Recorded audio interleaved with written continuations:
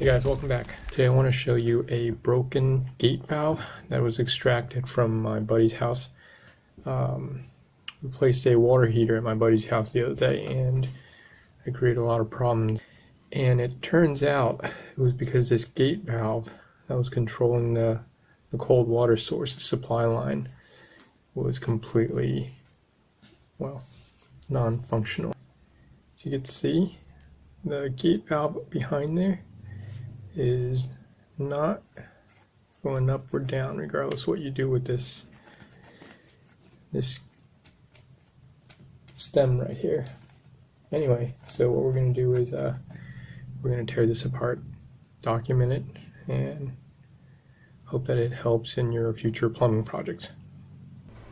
Here, what I want to illustrate here is the fact that I've got this thing on the ground with two of the biggest wrenches I own, and I'm still having a heck of a time trying to unlock the bonnet off of this valve, so I just don't see how this could be done while it's still installed.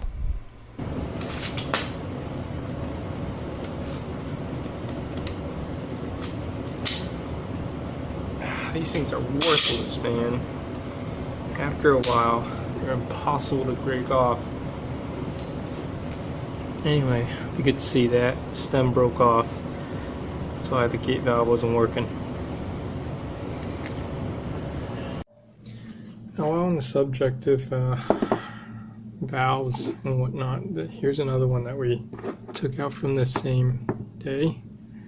The threads to the hose connection was all worn, so we replaced this as well, and this was burned in, so we had to burn it out.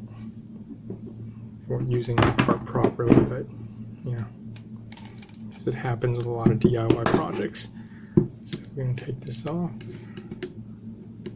Here's just another illustration of the difficulty in removing the bonnet even on another completely separate water valve. Now, what I've found in these two valves is that hitting them and cracking the binding appears to help.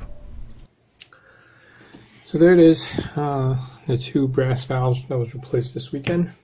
As you can see, the bonnet piece is shredded because these things are near impossible to break open without some sort of drastic means.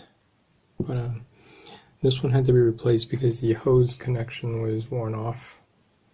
This one had to be replaced for obvious reasons. The stem to the gate of the valve broke off. But managed to salvage one of these with the splined receiver. These are always useful. And a square receiver. So I'm probably going to keep these around. Everything else will be maybe melted down and recycled. Alright, hope that helps you. Good luck.